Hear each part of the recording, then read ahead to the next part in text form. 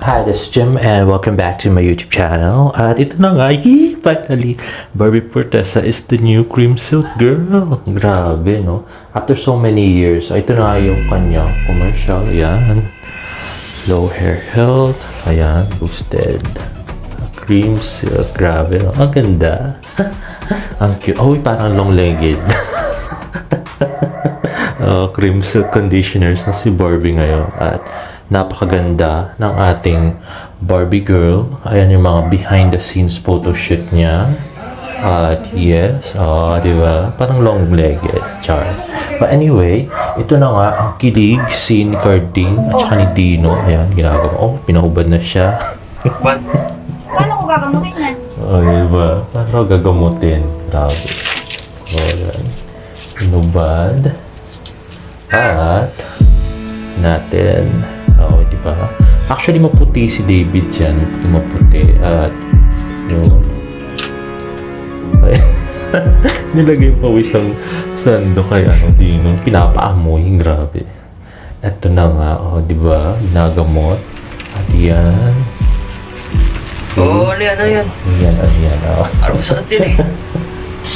Sus, para ito lang eh. Grabe, no? Kayang-kaya mo to. Siga ka, di ba? Ayaw sa sakit ng Ano, isang hindi ko sugat na ginagamot. Hindi mo yata kaya eh. Duwag ka ba? Kaya ko yan. Ay, nako. Duwag Aray sa ko. akin. Parang wala lang naman. Aray.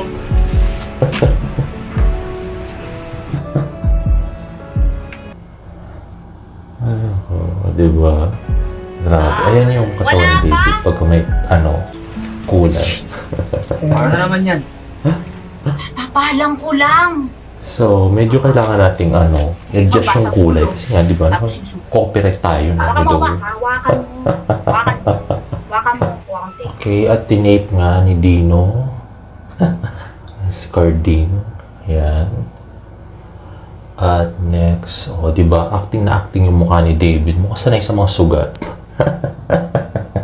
Ayan na nga. Diyos ko po, Oh, napakalalim ko dahan-dahan. na kamay ko namang Carding. Malayo pa yung kamay umaaray na grabe. Di ba? Astig na astig tapos ganyan lang, no? Nasasaktan.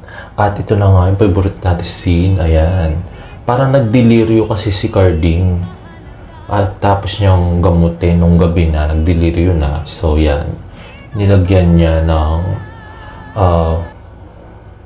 basahan at tubig. At yan na nga. Para bumaba ang lagnat. At nang inaayos niya ay niyakap siya. Grabe, di ba? Oh, pil na pil. Talagang, parang pil na pil talaga. Para makatotohanan. At saka namumula-mula yung tenga ni David dyan actually. Hindi ko lang pwedeng kunin yung talagang video. Pero kung panoorin yung actual video sa YouTube, namumula talaga yung tenga niya.